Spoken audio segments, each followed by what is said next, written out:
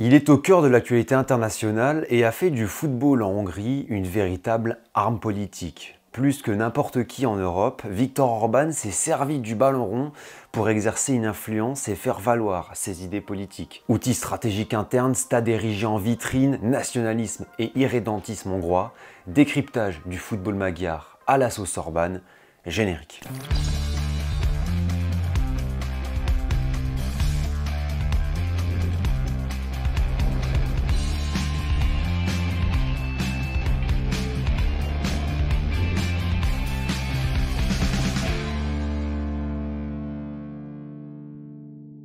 Bonjour les amis, j'espère que vous allez bien. Très heureux de vous retrouver pour une nouvelle vidéo. Une vidéo que j'avais commencé à teaser il y a quelques mois. Une vidéo qui va reprendre aussi certaines thématiques abordées dans la vidéo sur la Brigade des Carpates de l'année dernière, sur les Ultras de Ferencváros cette saison. On va parler de la stratégie politique de Viktor Orban, Premier ministre hongrois, par le football. Vous allez voir qu'il y a énormément de choses à dire, restez bien jusqu'au bout, c'est un sujet vaste qui part des investissements colossaux du gouvernement au groupe Ultra en passant par l'équipe nationale. Si vous aimez mon contenu habituel, vous allez adorer cette vidéo, je peux vous le dire. Pour moi, c'est dans le top 3 des vidéos que j'ai pu réaliser sur la chaîne. Je vous laisserai juger de ça en commentaire. Un grand merci pour vos retours très positifs après la vidéo sur la Curva Sud de l'AS Roma, ça fait toujours chaud au cœur. N'hésitez pas à me soutenir également sur celle-ci, n'hésitez pas à commenter, partager, à liker et bien sûr à vous abonner. On a passé les 52 000 abonnés, direction tous ensemble les 60 000. Beaucoup d'entre vous n'ont pas activé la cloche des notifications, donc n'hésitez pas à le faire également, comme ça vous ne louperez aucune nouvelle vidéo, aucune nouvelle notification. Montez dans le train les amis, installez-vous bien confortablement, on est parti. Qui est Viktor Orban? Ça va être notre première partie, un peu rapide, mais forcément pour comprendre comment Orban a fait du football une arme politique et un terreau pour le nationalisme hongrois, il faut forcément le présenter un peu rapidement. Viktor Orban naît en 1963 à Székesfehérvár, une ville de taille moyenne, mais c'est dans le petit village de Felcsút que Orban grandit avec sa famille. Pour vous donner une idée, c'est à peu près à une trentaine de kilomètres de Budapest, mais c'est vraiment dans la campagne magyare, dans la campagne du Comitat du Fejér, la région du Fejér en gros. Il mène des études d'anglais et de droit dans la capitale, dans une période qui va le marquer profondément, les années 80, à où la Hongrie est sous le joug communiste. Cette période va commencer à le forger politiquement. Parce que oui, on est certes en 2025 aujourd'hui, mais la carrière politique de Viktor Orban, elle n'a pas commencé récemment. En 1988, toujours dans ce contexte de rideau de fer, Orban cofonde le Fidesz, un parti à l'époque centriste, libéral, laïque et anticlérical, et bien évidemment profondément anticommuniste. Il va d'ailleurs se faire un nom l'année suivante en 1989 en tenant sur la place des héros de Budapest un discours probant demandant d'organiser des élections libres dans un contexte politique de déclin du communisme en Europe. C'est vraiment un moment marquant dans son début de carrière politique. En 1998, celui qui est alors un jeune homme politique dynamique de 35 ans est élu Premier ministre. Étant donné que la Hongrie est une république parlementaire, le Premier ministre concentre la grande majorité du pouvoir exécutif. C'est lui qui commande. Sous son premier mandat, il va profondément modifier le paysage institutionnel, politique et économique hongrois avec beaucoup de réformes. Et en 1998 d'ailleurs, la Hongrie rejoint l'OTAN avant d'intégrer un peu plus tard l'Union européenne. En 2002, suite à une alliance politique de ses rivaux, Viktor Orban cède le pouvoir et retourne dans l'opposition. C'est à partir de ce moment-là, et même si ça avait déjà commencé dans les années 90, que son parti, le Fidesz, procède à un vrai virage politique plus populiste, plus radical, se rapprochant de l'Église catholique alors qu'il est à la base anticlérical. Le Fidesz affiche une nouvelle couleur politique, le national-conservatisme. En 2010, fort d'une immense popularité dans le contexte de la crise politique hongroise de 2006 et la crise économique de 2008, le Fidesz revient aux affaires. Orban retrouve son poste de Premier ministre, un poste qu'il ne lâchera plus puisqu'il l'est toujours aujourd'hui, réélu à chaque fois largement en 2014, en 2018 et en 2022. Ce qui a fait son succès politique et sa popularité, c'est notamment ses excellents résultats économiques. En 2012, 2 ans après son retour au pouvoir, le chômage en Hongrie atteint les 10,68%. 7 ans plus tard, en 2019, il atteint les 3,3%, un niveau historiquement bas et les prévisions ne vont pas à son encontre. Orban s'empare également de rhétorique de plus en plus conservatrice contre les immigrés, contre les homosexuels. Il brandit également un nationalisme hongrois assez féroce auprès de ses pays voisins, construit un narratif autour de la nation, du peuple et, je le cite, de la race magyare. Il muselle un petit peu plus l'opposition et renforce aussi sa rancœur contre Bruxelles et l'Union européenne qui l'accusent de fourvoyer la Hongrie. Au niveau international, Orban se rapproche de nombreuses figures populistes ou d'extrême droite. En France, en Italie, en Europe centrale, est un vrai trublion pour le soutien à l'Ukraine pour plusieurs raisons et se complaît aussi dans sa relation avec des régimes autoritaires comme l'Azerbaïdjan ou la Russie. Viktor Orban est aujourd'hui un étendard de l'extrême droite en Europe et même si la figure de Péter Magyar, conservateur plus modéré, menace clairement le Fidesz, il reste aujourd'hui une figure politique appréciée dans son pays. Il est d'ailleurs au cœur de l'actualité internationale, Viktor Orban, puisqu'il y a un mois, la coalition au pouvoir a fait interdire à Budapest la Gay Pride, il a apporté récemment son soutien à Marine Le Pen et il a reçu presque triomphalement, pendant une longue visite d'État, le Premier ministre israélien Benjamin Netanyahou, qui, je le rappelle, est sous le coup d'un mandat d'arrêt de la Cour pénale internationale.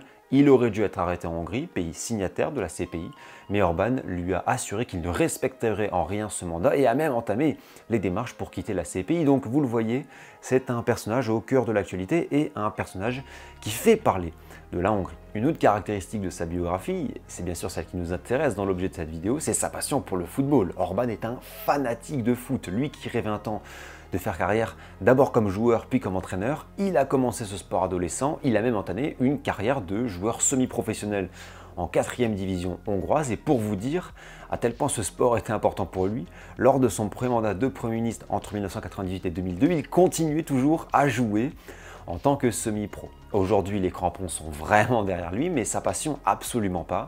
Il ne loupe quasiment aucun match de la sélection nationale quand elle joue en Hongrie, comme ceux de la Puskás Akadémia, un club unique qu'il a créé de toutes pièces. On va en parler dans la partie qui arrive. Le football, c'est le sport universel, on le sait, il est ultra puissant, et ça, s'il y a bien quelqu'un qui l'a compris, c'est Viktor Orban. Selon lui, je le cite, l'essence du football est similaire à celle de la politique. La question n'est pas de savoir où se trouve le ballon maintenant, mais de savoir où il va se trouver. Et si vous comprenez avant les autres, vous êtes le premier à agir et vous pouvez gagner. Ce que je vais vous expliquer dans cette deuxième partie de la vidéo, c'est à quel point Orban a fait de ce sport un outil politique. Intérieur, pour consolider son pouvoir, étendre son influence politique, mais aussi extérieur, pour faire rayonner la Hongrie. Intérieur parce que depuis une bonne décennie, on remarque une véritable proximité entre les clubs de football hongrois et Orban et son parti, le Fidesz.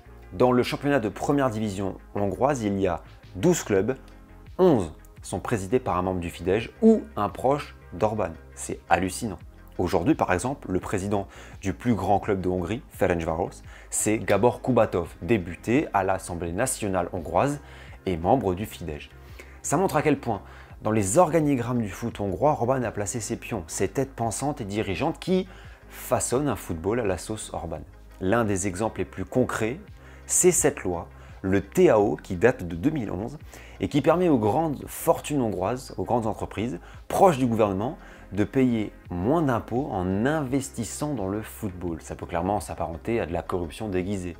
Donc, les clubs de football en Hongrie, grâce à cette loi, se sont vus perfuser de fonds d'investissement privés de gens proches d'Orban. En échange, ces fortunes ou ces entreprises, qui finissent parfois par posséder les clubs, bénéficient d'avantages fiscaux juteux. Et ce dispositif juridico-fiscal, il a donc clairement profité à l'écosystème des clubs de football professionnels hongrois.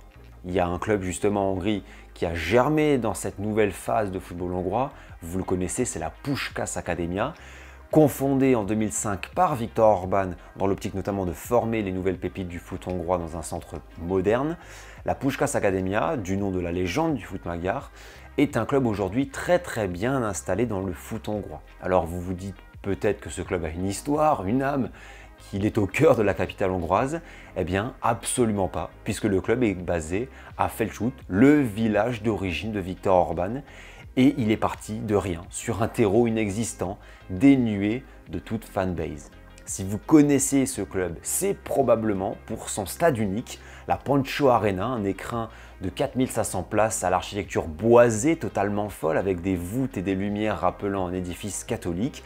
Un projet bien évidemment critiqué par l'opposition en Hongrie puisque ce sont des entreprises proches du pouvoir qui ont obtenu l'appel d'offres pour le construire, et parce que ce petit village fief de Viktor Orban accueille un stade 2 fois plus grand que la taille du village. Qui plus est, juste à côté de la maison familiale des Orban. Ça, c'est juste incroyable. Donc vous avez le stade de la Pancho Arena à côté de la maison de campagne de Viktor Orban. Ce projet, ce club, c'est la matérialisation de l'obsession d'Orban pour le football. Et ça donne l'impression que son village d'origine est un peu le cœur de cette matrice. Et encore aujourd'hui, Viktor Orban gravite autour de l'Academia, qui est amené par son système de formation à développer les futurs talents hongrois. D'ailleurs, vous vous souvenez de la loi du TAO dont je vous parlais avant, la loi qui permet d'exonérer les entreprises qui investissent dans le football. Et bien depuis 2011, l'Academia est de loin le club qui a obtenu le plus d'argent de ce système, plus de 500 000 €. Lőrinc Mészáros, l'homme d'affaires, plus grande fortune de Hongrie, ami et associé d'Orban, est aujourd'hui toujours le président de l'Academia. Les sphères dirigeantes du foot hongrois sont donc très proches d'Orban et du Fidesz, et donc ça permet au Premier ministre de consolider son influence. Dans un article que je vous mettrai en description, l'universitaire Paul Gradvold, spécialiste de l'Europe centrale, affirme « On a affaire à un Premier ministre qui se sert du football pour accroître la corruption ambiante et redistribuer à ses proches. » Grosso modo, avec ce que je viens de vous expliquer, difficile de nier ses propos. Il y a aussi un autre aspect dans ce football politique, ce sont les stades. Et depuis des années, la Hongrie d'Orban a massivement investi et confié des travaux colossaux pour construire ou rénover de nouveaux stades, d'ailleurs souvent à des entreprises proches du gouvernement. Ainsi, en l'espace de 10 ans, 15 nouvelles enceintes ont germé dans le pays, notamment en 2019, la majestueuse Puskás Arena, un immense stade en Europe centrale de près de 70 000 places. En reparlant un peu plus amplement, mais la Puskás Arena, elle a une dimension assez importante. Déjà, elle offre à la sélection magyare un stade imposant, et pour Orban, c'est un vrai outil politique. Le stade, c'est politique, et Orban adore les stades. Il aime les capacités de communion, de puissance, de patriotisme, de communication qu'offre un stade. Et c'est pas nouveau, c'est l'histoire du monde. Dans la Rome antique, l'empereur, il vient voir les gladiateurs dans l'arène, les stades d'époque. Tout ça, c'est de l'image politique. En 2025, ça n'a pas changé. Ça fait une très belle transition avec l'aspect extérieur de cet outil politique qu'est le football. En fait, il faut comprendre quelque chose d'important, c'est analyser les données intrinsèques hongroises. La Hongrie, c'est pas un pays dont on parle beaucoup, c'est pas une puissance économique. En termes de PIB par habitant en 2023, par exemple, c'était le 23e pays sur 27 de l'Union européenne. C'est pas non plus un immense territoire, comme vous le voyez sur la carte, ça reste très petit, ça n'a pas l'envergure d'une Ukraine, par exemple. C'est pas non plus un pays qui possède énormément de ressources naturelles, c'est pas non plus une puissance démographique, c'est seulement 9,6 millions d'habitants. D'ailleurs, la politique d'Orban tentant de relancer la natalité ne fonctionne pas vraiment. Donc Orban, il doit composer avec toutes ces réalités. Néanmoins, la Hongrie, elle a un avantage stratégique, c'est son emplacement. Elle est au cœur de l'Europe, c'est un pont entre l'Europe occidentale, l'Europe de l'Ouest, l'Europe du Sud-Est, les Balkans, l'Europe de l'Est, c'est donc un nœud stratégique. Et donc, un pays au cœur de l'Europe qui se dote d'infrastructures sportives modernes et majeures, qui refait son parc Arena, c'est un véritable enjeu de soft power auprès du mouvement sportif et des institutions sportives. La Puskás Arena, ce stade magnifique, c'est une perle pour la Hongrie. Pourquoi ? Parce que ça a permis à la capitale hongroise d'accueillir de grands événements. La finale de la Ligue Europa en 2023 entre la Roma et Séville. La prochaine finale de la Ligue des Champions 2026, ce sera dans ce stade à Budapest. La Hongrie va donc accueillir plus de finales de Coupe d'Europe ces dernières saisons que la France ou l'Italie. Enfin, et bien évidemment, Budapest a été co-hôte de l'Euro 2021 qui s'est disputé dans plusieurs villes européennes. Et cet Euro 2021, pour Orban, ça a été un véritable outil politique. J'en parlais déjà en 2021 sur la chaîne, à l'époque j'avais 430 abonnés, comme quoi, croyez en vous, ne lâchez rien et restez fidèle à vous-même. Eh bien, je disais à l'époque que l'utilisation faite de la Puskás Arena, c'était de la politique. Souvenez-vous de cet Euro 2021, très insipide en tribune à cause de la pandémie de Covid, il y avait toutes ces jauges de spectateurs. Dans tous les stades, sauf un, à Budapest, seul stade plein de toute la compétition, dans une ambiance complètement survoltée lors des matchs de la Hongrie. Montrer qu'on a un stade plein dans un contexte de pandémie, c'est faire le reflet de sa politique. Et donc pour Viktor Orban, qui était sur place à chaque fois d'ailleurs, c'est un vrai succès politique. Depuis quelque temps, la Hongrie utilise le football pour promouvoir ses relations institutionnelles, avec l'UEFA par exemple, et ses relations internationales. La Hongrie est la championne d'Europe de l'accueil des matchs délocalisés, notamment des équipes israéliennes. C'est assez intéressant à analyser parce que ça montre comment la Hongrie, par le football, fait des relations internationales. Et dans ce contexte de rapprochement footballistique, Rien d'étonnant de voir Netanyahou rendre visite à Orban, défiant même la Cour pénale internationale. L'ambassadeur israélien en Hongrie n'a pas tari l'éloge, la Hongrie, en disant que les équipes israéliennes se sentaient bien et en sécurité en Hongrie.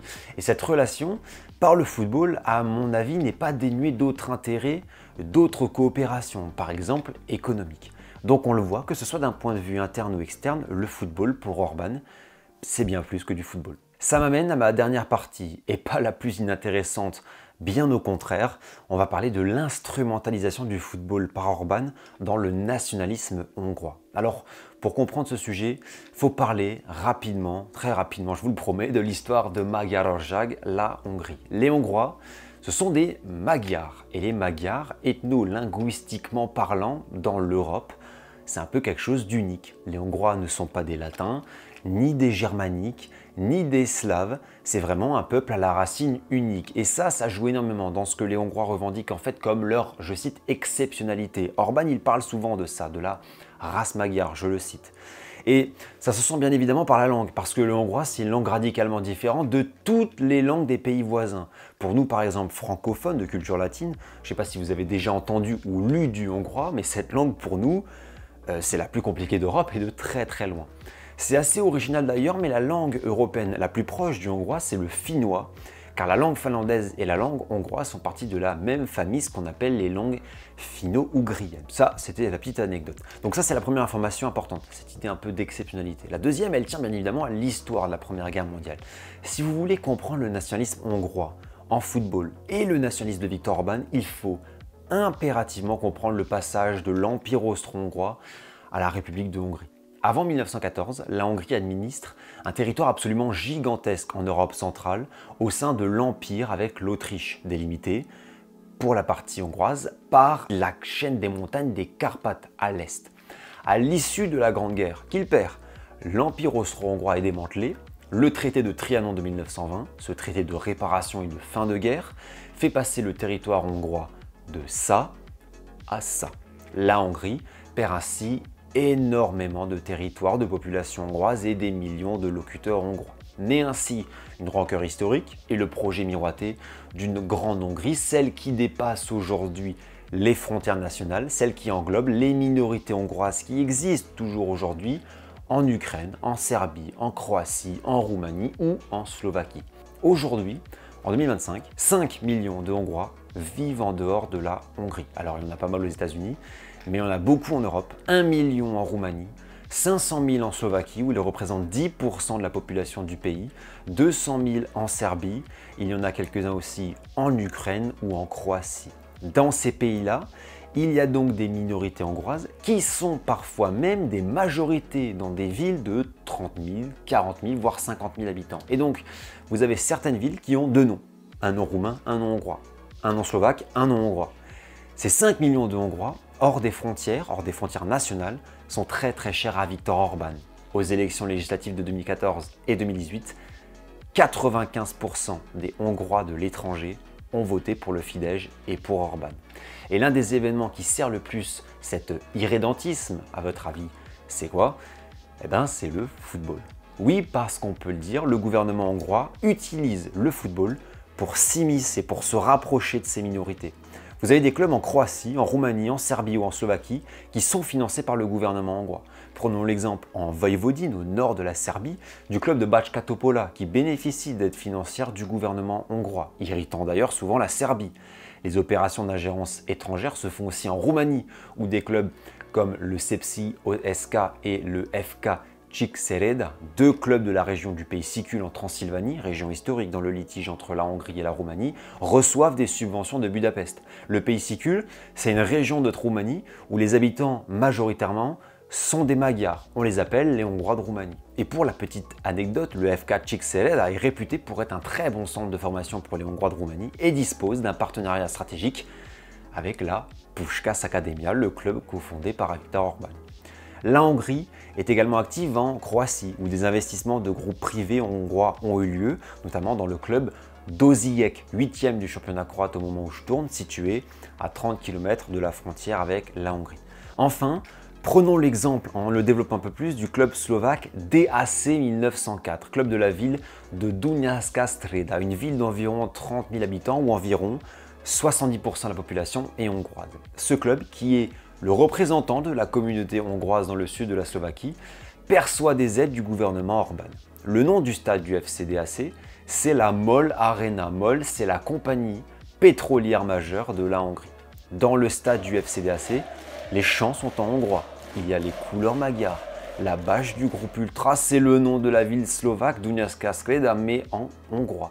Bref, c'est vraiment le club des Magyars dans ce que les Hongrois appellent historiquement la Haute-Hongrie, la Slovaquie actuelle. Ça, c'est une photo du virage il y a 2 ans. Je rappelle que c'est un club slovaque du championnat slovaque. Écoutez par exemple ce qu'ils scandent ici.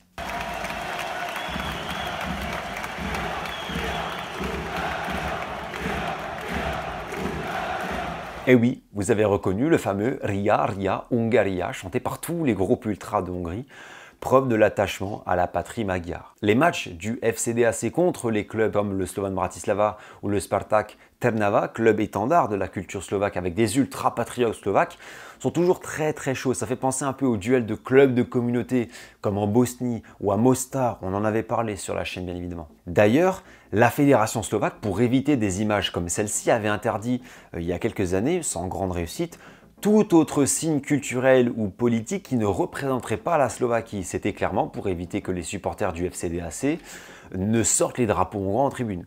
Pour protester et se moquer de cette règle, les ultras du club avaient réalisé ces banderoles où les mots hongrois stipulaient rouge, blanc, vert, les couleurs du drapeau de la Hongrie. Je vous propose d'écouter un court extrait d'une vidéo d'avant-match du FCDAC contre le Slovan Bratislava, posté par le club lui-même sur YouTube, c'était en 2019, et on le commente après.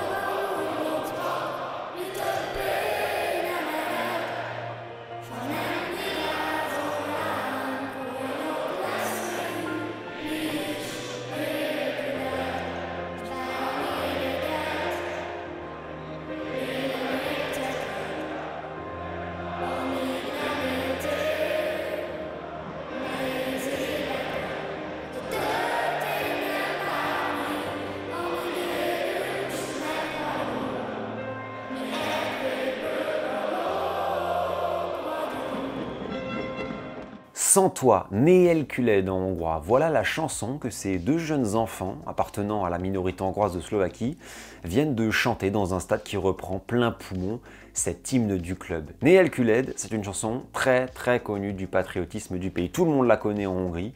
C'est une chanson douloureuse pour les Hongrois parce qu'elle rend hommage aux Magyars déracinés de leur patrie après Trianon, ceux qui vivent en dehors des frontières nationales.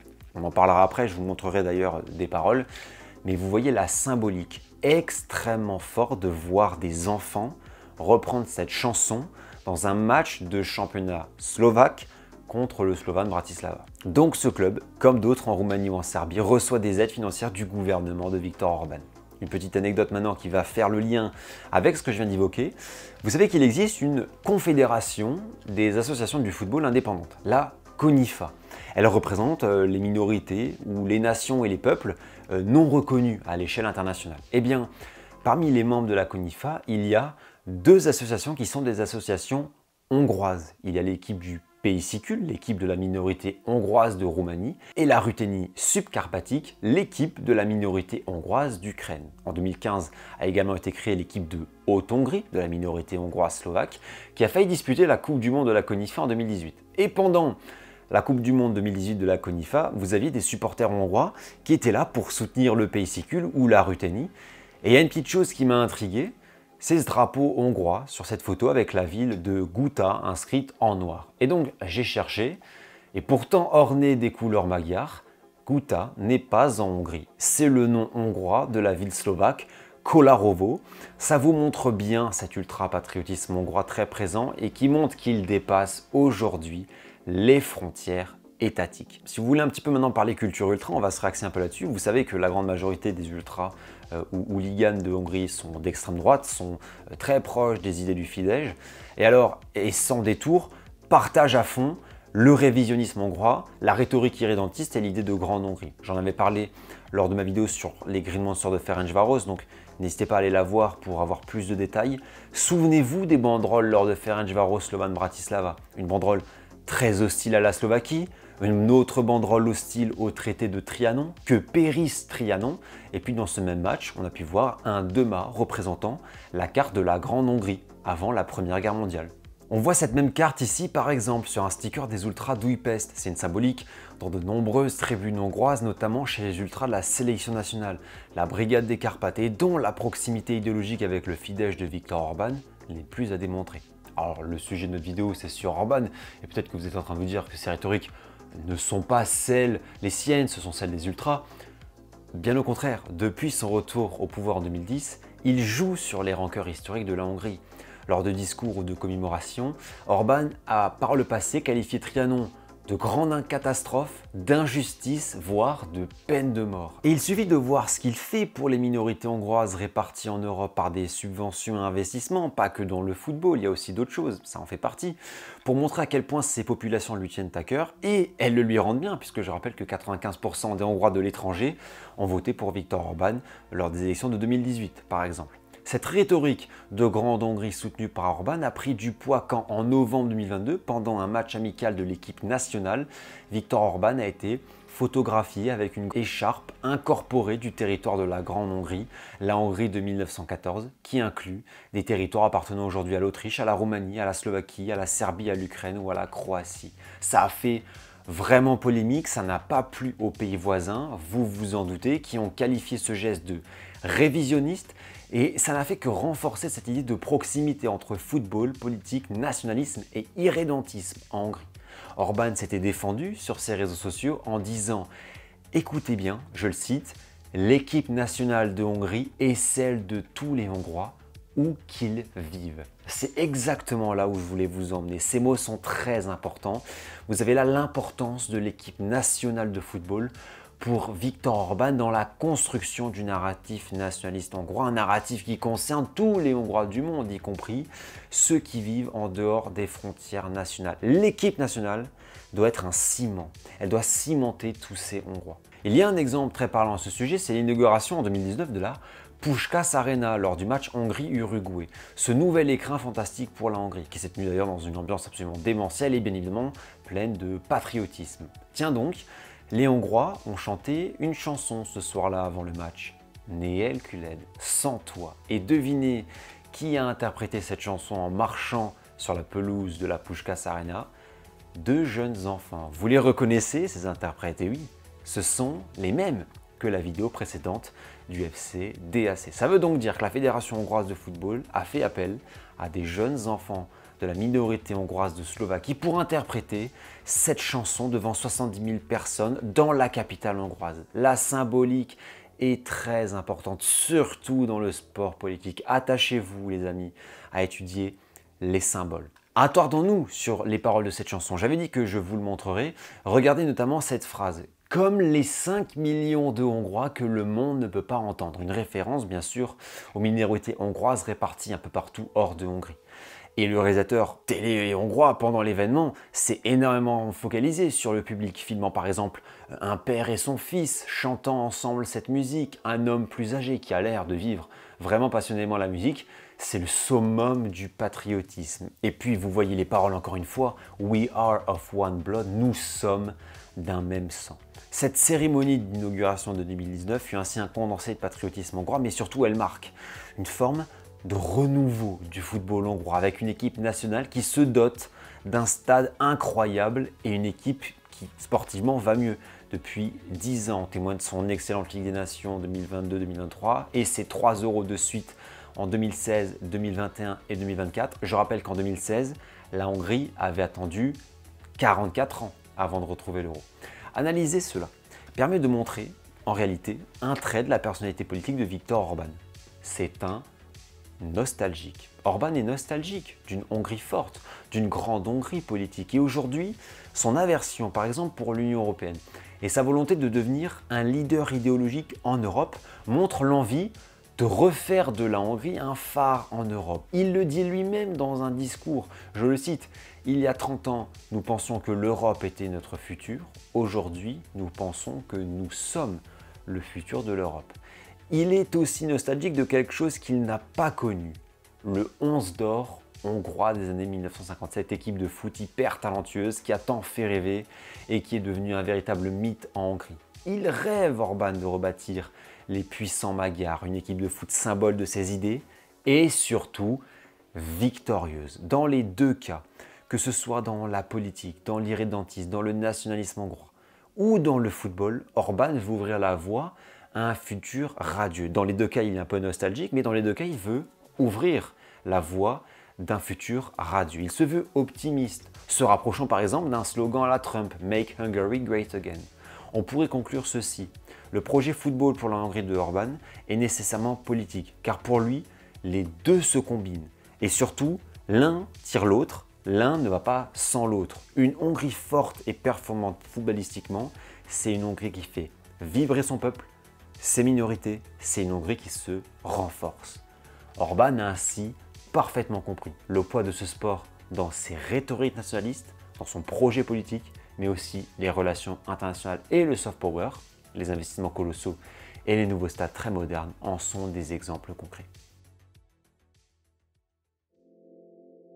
Voilà les amis, c'est la fin de cette très longue vidéo, je vous le dis, j'ai adoré préparer cette vidéo, ça a été un travail absolument incroyable et je pense honnêtement une des meilleures vidéos de l'histoire de la chaîne. Donc pour soutenir ce travail, n'hésitez pas à liker, commenter, surtout à vous abonner, partager la vidéo à vos potes, à votre famille, à vos professeurs, à vos collègues, à qui vous voulez. C'est vraiment une aide et une récompense précieuse pour moi et ça pousse à continuer les vidéos. Donc merci à toutes et à tous, merci à celles et ceux qui le feront. Je vous mettrai en description des sources et compléments si ce sujet vous passionne et si vous souhaitez en apprendre un petit peu plus. Je vous redirige aussi vers des articles et ouvrages de Paul Gradvold et Mathieu Boidron, notamment deux grands spécialistes de la Hongrie et de l'Europe centrale. Merci du fond du cœur pour votre fidélité. N'oubliez pas non plus la petite cloche pour ne louper aucune nouvelle aventure. D'ici là, les amis, passez une très belle soirée ou une belle journée. Prenez soin de vous et surtout, comme toujours, profitez des vôtres. Ciao, ciao.